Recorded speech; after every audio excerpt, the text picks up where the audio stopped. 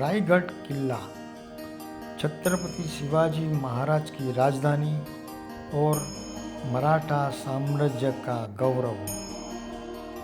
कुछ मित्र और फैमिली के साथ रत्नागिरी से हम रायगढ़ की मुलाकात के लिए निकले।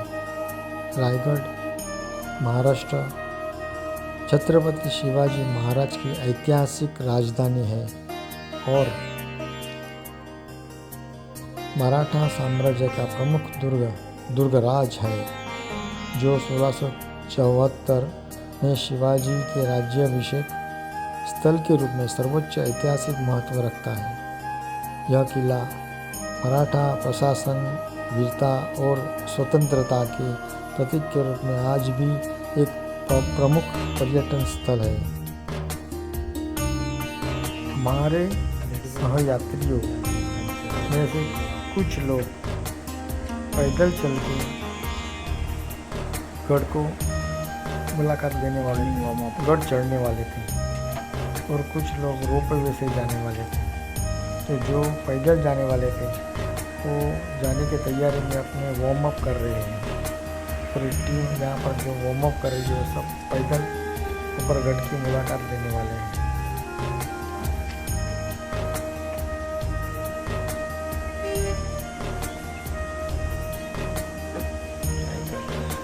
किला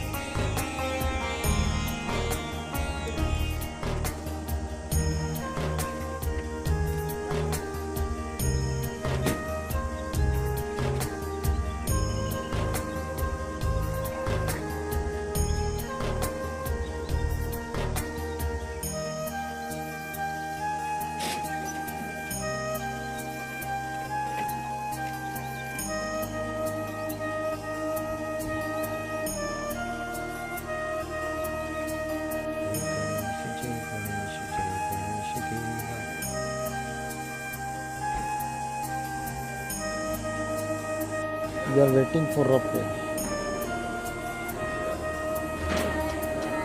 चला शिवाजी महाराज की जय. आपण चालू करा आपला व्हिडिओ. शिवाजी महाराज की जय. आमचा ग्रुप आहे सर्व. शिरसाळ कशी आहे आमचे.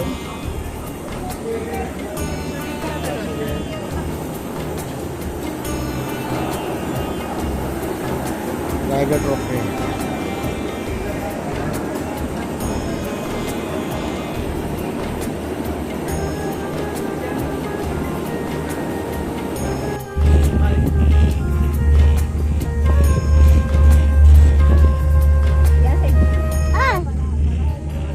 खालच्या दिसत नाही.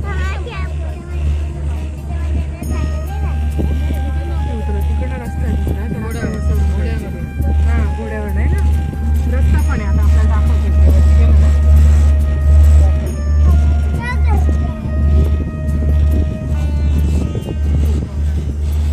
रोपवे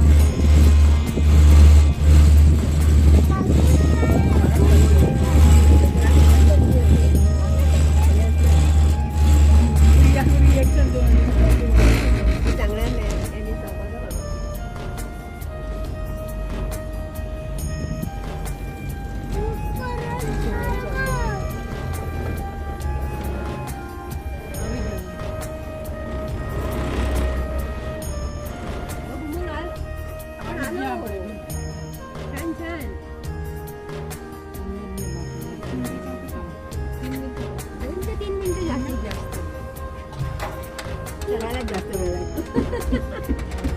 एक तास लागला ना त्यांच्यासाठी. चढले ते लोक वरती. हो. कधी वाट हे बघत आता बंद कर बटा. कधी नाश्ता इथेच असतील समोर त्या. कधी नाश्ता भेटते. चढून ढकले असतील ते.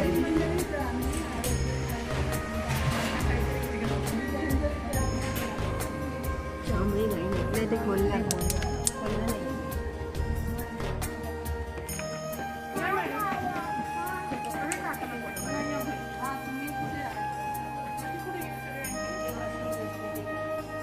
यस झाला.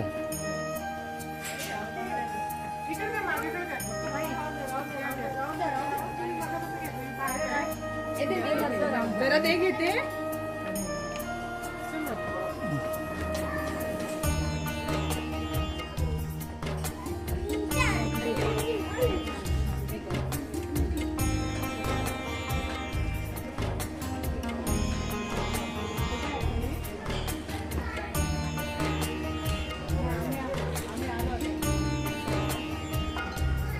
हाय उमंग, आयो उमंग આવી ગયો.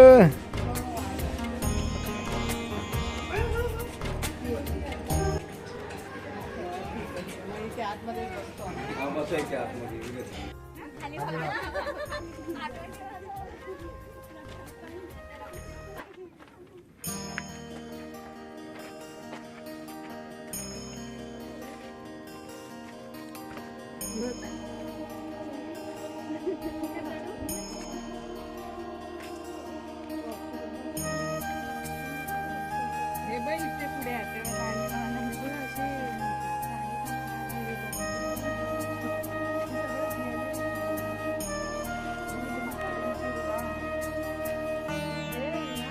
तुमचं नाव काय ताई? माझं तुम्ही आहे व्हिडिओ मध्ये? आशा सनगर. आशा सनगर व्हिडिओ मध्ये. हे तुझं नाव काय? श्रावणी. अरे वा छान. हे तुम्ही येणार ना व्हिडिओ आमच्या व्हिडिओ? असं असं काहीतरी करू शकतो तू. हाय हाय हाय. छान. Strong people. Strong people. किती वेळ लागली तुम्हाला यायला वरती? 40 मिनिट्स.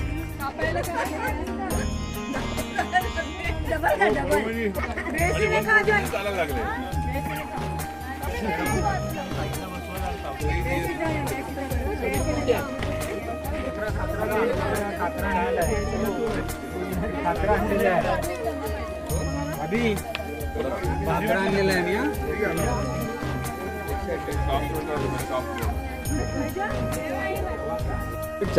चालून आला. तुझं नाव काय? अद्वैत. कसा वाटला तुला? दमला नाही? काय काय बघितला रस्त्यात?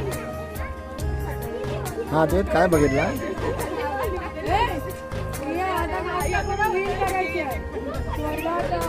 काय बघितलं नाही? डोळे बंद होते तुझे? काय दगड बघितले, जाळं बघितलं, साप बघितले, हिंचू बघितला? आठवण नाही ना? तू चालून आला वरती? किती वेळ लागली?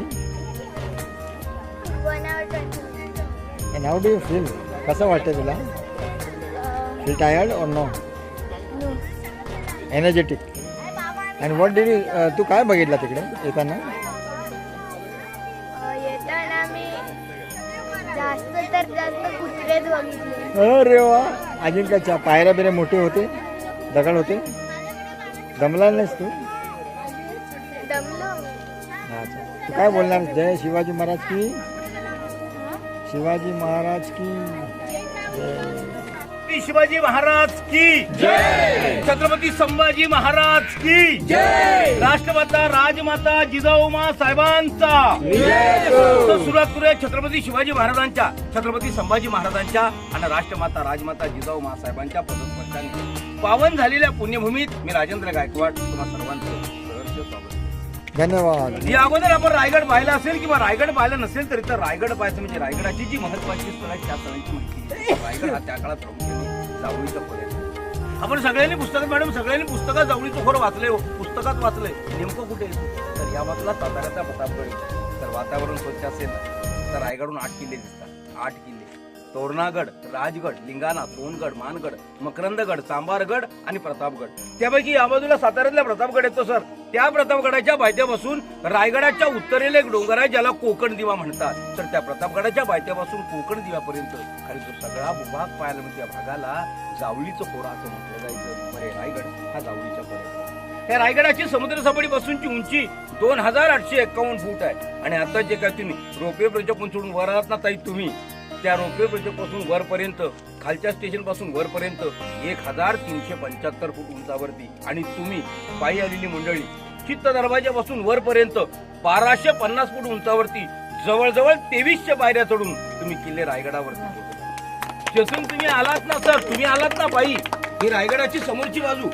ताई तुम्ही ज्या रोपवे आलात ना ती गडाची मागची बाजू. या गडाचं पूर्वेकडचं लास्ट टोकाने सर इकडे पूर्व दिशा येते, त्याला भवानीचा कडा म्हणतात. भवानीचा कडा. पश्चिमेच्या लास्ट टोकात तुम्ही रोपवेने वर आलात ना, याचा शेवटचा कडा सरळ इकडे मागे हिरकणीचा बुरुज. हिरकणीचा बुरुज. दक्षिणेच्या लास्ट टोका ज्या ठिकाणी हा रोपवे प्रोजेक्ट आहे याला काळकाईचा खळगा म्हणतात आणि उत्तरेच्या लास्ट टोका त्याला टकमुक टोक म्हणतात. या चारही टोकांमध्ये रायगडचा वरचा जो पठारी भाग आहे, पठारी जमीन जवळजवळ 100 एकरामध्ये वसलेला आहे. त्यामुळे रायगड जर पूर्ण पाहायचं असेल तर 2 दिवस देखील कमी पडतात. एवढा मोठा रायगड आहे. या रायगडाला सर तशी 14 नावे, पण महाराजांच्या ताब्यात येण्यापूर्वी याला रायरीचा डोंगर म्हटलं जायचं. रायरी ही रायरी महाराजांनी 15 मे 1656 जावळीच्या मोऱ्यांकडून आपल्या ताब्यात घेतले सर. पण याही अगोदर महाराजांनी मोऱ्याने एक पत्र लिहिलं आणि त्या पत्रात महाराजांनी मोऱ्यांना लिहिलं की चंद्रराव मोरे तुम्ही आमच्यात, आता आम्ही हिंदवी स्वराज्य स्थापनेला सुरुवात केले. या तुमच्या जावळीच्या खोऱ्यासहित आता तुम्ही त्वरित स्वराज्यात सामील व्हा. चंद्रराव मोरे फार उर्मट होता. तरी महाराजांनी पुलट जाऊन पत्र लिहिलं. त्या पत्रात चंद्रराव मोरे महाराजांना लिहितोय की तुम्ही कसले राजे, स्वतःला राजे म्हणून घेणारे तुम्ही कोण, तुम्ही कधी राजे झालात. अरे खरे राजे तर आम्ही आहोत. आम्ही सामील होण्याऐवजी तुम्ही येऊन आम्हाला सामील व्हा. आणि हे जर पटत नसेल तुम्हाला तर याल जावळी तर जाल गवळी. उद्या यायचं असेल तर आजच या. तुमच्यासाठी दारुगोळा आणि तोफखाना सज्ज आहे. जवळजवळ त्याने महाराजांनी युद्धाचं आव्हानच केलं सर. म्हणून महाराजांनी आपल्या निवडक 145 त्याच्यामध्ये प्रामुख्याने नावं घेतली जातात. हैबतराव सिलिमकर, कान्होजी जेधे आणि सूर्याजी काकडे यांच्यासह महाराजांनी त्याच्या जावळीवरती आक्रमण केलं सर. जावळी प्रतापगडाच्या पायथ्याशी आज देखील जावळी नावाचं गाव आहे. हे त्याचं निवासस्थान. तिथं आक्रमण झालं. तिथे या चंद्रराव मोरेचा हनुमंतराव मोरे हा चंद्रराव मोरेंकडून लढता सूर्याजी काकड्यांच्या हस्ते मारला गेला आणि इथे आपला पराभव होतोय. म्हणून तो त्या जावळीतून पळून त्या रायरीला आश्रयाला. महाराजाने 6 एप्रिल 1656 या रायरीला पूर्णपणे वेढा दिला आणि अखेरीस 15 मे 1656 हा चंद्रराव महाराजांना शरण आला आणि त्यांनी जावळीचं खोरं रायरी सहित महाराजांनी देऊन टाकलं. 15 मे 1656 हिंदवी स्वराज्यात सामील झाले. परंतु त्याही अगोदर 6 एप्रिलला प्रथमच वेढा देताना महाराजांनी जेव्हा ही रायरी पाहिली तेव्हा काही इतिहासकार लिहित आहेत की 6 एप्रिल 1656 महाराजांनी प्रथम या रायरीला पाहिलं आणि रायरीने प्रथम महाराजांना पाहिलं. त्या दिवशी या रायरीचं भाग्य उजळलं. तर महाराजांच्या तोंडून या रायरीबद्दल काही उद्गार भरले. उद्गार सभासदांनी आपल्या कृष्णाजी अनंत सभासद यांची सभासदाची बखर या बखरीत पृष्ठ क्रमांक 55-56 वरती ते महाराजांचे तोंडचे उद्गार आज आपण जसेच्या तसे वाचू शकतो. ते उद्गार असे होते. 6 एप्रिलला प्रथमच वेढा देताना महाराजांनी त्यांच्यावर असलेल्या मोरोपंत पिंगळ्यानं विचारलं की पंत रायरी म्हणत होता, तुम्ही हीच का ती रायरी? तेव्हा मोरोपंत पिंगळ्याने उत्तर दिलं, होय महाराज, हीच ती रायरी. मग महाराजांच्या तोंडून ते उद्गार भराले. महाराज लगेच पंतांना म्हटले की पंत, गड बहुत सपोट, चौथारपा गडाचे कडे ताशिल्याप्रमाणे गाव 1.5 उंच, पर्जन्य काळी कडियावरती गवत उगवत नाही. हुंडाई ताशी एकच आहे. दौलताबाद हा पृथ्वीवरती चकोडगड खरा, परंतु उंचीने तोडका. दौलताबादाचे दशगुणी उंच ऐसे देखुनी महाराज संतुष्ट झाले आणि बोलिले, तख्तास जागा हाच राजधानीसाठी रायगड निवडला आणि हिरोजी इंदुळकर हे आर्किटेक्टकडून गडावरती 300 इमारतीचं बांधकाम केलं. त्या 300 इमारतीचेच काही तुटलेले भाग आता आपण पाहण्यासाठी निघालो. मॅडम तुटलेले गाव तर तुटलेले गाव राजस्थान मधले गड किल्ल्यावर सुस्थितीत तर बरोबर ना. राजस्थान मधले गड किल्ल्यावर सुस्थितीमध्ये अपवाद फक्त महाराणा प्रतापचा चित्तोडगड सोडला. चित्तोडगड तर राजस्थान मध्ये प्रत्येक गड किल्ले सुस्थितीमध्ये आहेत. आपल्या महाराष्ट्रातले सगळे कागद की इंग्रजाने मराठी सत्तेचा ऱ्हास केला. बाळांनो, इंग्रजाने मराठी सत्तेचा ऱ्हास केला आणि मराठ्याने इंग्रजांना शेवटपर्यंत लढा दिला. कारण या उक्तीप्रमाणे कदाचित उक्ती तुम्ही पण ऐकली असेल. अंधाराला घाबरत नाही. अंधाराला घाबरत नाही कारण त्याला उजेडाची साथ आहे. अंधाराला घाबरत नाही कारण त्याला उजेडाची साथ आहे. मोडेन पण वाकणार नाही. ही मराठ्याची जात आहे. मराठ्याची जात आहे. मराठ्याने इंग्रजांना शेवटपर्यंत लढा दिला आणि इंग्रजांनी मराठ्यांचे कुठलेच गड किल्ले ठेवले नाहीत. रायगड देखील त्याच्यातून वाचवता. साहेब 10 मे 1818 इंग्रजांचे 2 अधिकारी कर्नल पार्थर आणि मेजर हॉल यांनी रायगडावर बंबांनी करून रायगड उद्ध्वस्त केला. रायगड 11 दिवस त्या 11 दिवसामध्ये रायगडावर लाकडी गडावर पाहायला मिळतात इमारतीचे दगडांच्या आणि विटांच्या भिंती. कल्पना करायची आहे की त्या काळातलं बांधकाम कशा तऱ्हेचं केलं आणि म्हणून तर सर करेच्या पाण्यात आणि म्हणून तर सर करेच्या पाण्यात फुरके आचरे आणि म्हणून तर आचरे करेच्या पाण्यात माझ्या महाराष्ट्राला इतिहास आहे. करेच्या पाण्यात सरांनी लिहिलंय की माझ्या महाराष्ट्राला इतिहास आहे. बाकी सगळ्यांना भूगोल आहे म्हणून त्यांनी लिहिले. आताच आपण सगळे ज्या दरवाजा तुम्ही सगळे ज्या दरवाजातून मध्ये आलो बघा. मेना दरवाजा. मेना असा आहे बाहेरचा दरवाजा. मेना दरवाजा. त्या काळात मेना आणि पालखी असा प्रकार चालायचा. पालखी महाराष्ट्रातल्या प्रत्येक माणसाला पालखी माहिती. त्या काळात मेना आणि पालखी प्रकार एकच आहे. मेना आणि पालखी प्रकार एकच आहे पण मग नावं 2 का. तर मेना आणि पालखीत फरक असायचा. माहिती आहे मेना आणि पालखीतला फरक? नाही माहिती. बरोबर सर. मेना स्त्रियांसाठी, पालखी पुरुषांसाठी. मेना बंद, पालखी उघडी. मेना लहान, पालखी मोठी. म्हणजे सांगायचं तात्पर्य हेच की राजवंशातील स्त्रिया मेण्यातून बसून त्या दरवाजातून येत जात होत्या म्हणून तो मेना दरवाजा. आता आपण सगळे ज्या ठिकाणी घेत ना हे पूर्ण एक का अशी या रायगडावरती एवढीच मोठी आणखीन 5 आहे. याला धरून 6 आहेत. या 6 दालनांना छत्रपती शिवाजी महाराजांच्या राण्यांच्या महलाचा. आता प्रश्न उपस्थित होतो जर का रायगडावर 6 दालनं तर मग आपल्या महाराजांना राण्या तरी किती होत माहिती आहे तुम्हाला? मी तर सांगण्यासाठी चालू. माहिती आहेत ताई महाराजांना किती राण्या होत्या आपल्या? बराबर सर नाही होत्या 8. सई, स्वैरा, सगुणा, सकवार, काशीबाई, पुतळाबाई, लक्ष्मी, गुणवंता अशा 8 राण्या. सर 8 राण्या त्या काळात त्या सरदार घराण्यातल्या मुली. निंबाळकर, विचारे, मोहिते, इंगळे, गायकवाड, जाधव, पालकर अशा सरदारांच्या मुली. आता हे सरदार त्या काळात ती सरदारकी करायची कुठे? तो कोणी अहमदनगरच्या निजामशाच्या दरबारात सरदारकी करायचं. तो कोण? विजापूरच्या आदिलशाच्या दरबारात. त्याच्या मुलीशी लग्न केल्यामुळे तो सरदारीहून आपल्याला मिळेल. तसं झालं नाही तर तो कमीत कमी आपल्या विरोधात तरी जाणार नाही. म्हणून महाराजांनी 8 राण्या केल्या. चला ठीक आहे. सरदार जोडण्यासाठी महाराजांनी 8 राण्या केल्या. हे आपल्या राजांचं त्या काळाचं राजकारण. पण मित्र आमच्या गडावर 6 आलं म्हणजे 6 राण्यांसाठी 6 महलाचे भाग. 2 राण्या कोणीकडे राहत होत्या. तर एका राणीचं निधन महाराजा गडावरती राहायला येण्यापूर्वीच राजगडावर झालं. तर सई संभाजी महाराजांच्या आधीच गेले आणि पुतळाबाई जिजामातेंच्या सेवेसाठी रायगडच्या पायथ्याशी पाचडलाच राहिले. 6 राणी त्या रायगडावरती राहत होत्यात म्हणून ते 6 राण्यांसाठी 6 महलाचे भाग. त्यापैकी एका राणीचं आहे. आता तुम्ही म्हणाल त्या 6 पैकी कोणती राणी कोणत्या महलात राहत होती ते मी पण सांगू शकणार नाही आणि कोणी इतिहासकारी सांगू. त्यापैकी एका राणीचं आहे. या राणीवसाची रचना कशी होती बघा. ही जी बाजूची जी तटबंदी आहे ना सर याच्यावर काही नव्हतं. हा राणीवसा असल्यामुळे सुरक्षेच्या दृष्टीने बांधलेली तटबंदी आहे. हा जो आतमध्ये चौथर आहे ना याच्यावर लाकडाचे खांब आणि वरती कवलांची छपरं नळीचे पोल असतो बघा कुंभार खेळ अशा प्रकारचा हा राणीवसा त्या काळात किती सुसज्ज असते याची आपल्याला कल्पनाच करायची. या राणीवशामध्ये पाहण्यासारखी गोष्ट काय तर या राणीवशीच्या पाठीमागच्या बाजूला बाथरूमची व्यवस्था आहे. आपण आधुनिक पद्धतीची टॉयलेटची भांडी वापरतो ना 400 वर्षापूर्वी तेच टॉयलेटचं भांड दगडाचं होतं. म्हणजे आता जरी आपण वापरत असलो ना तरी नवल नाही. राजांच्या काळामध्ये टॉयलेटची भांडी होती. हेच भांड इंग्रज आपल्याकडून पाहून गेले. थोडंसं मोडिफाय झालं जास्त किमती महागाने आपल्याकडे. 400 वर्षापूर्वी आपल्याकडे टॉयलेट होते. टॉयलेट म्हणून नाही. टॉयलेट हे स्थापत्य कलेचं उत्तम उदाहरण आहे म्हणून त्याची रचना पण गरजेचं आहे. म्हणून आपण एक टॉयलेटची रचना पाहून येऊ मग पुढचा भाग पाहण्यासाठी. बोला पुण्यश्लोक श्री छत्रपती शिवाजी महाराज की जय.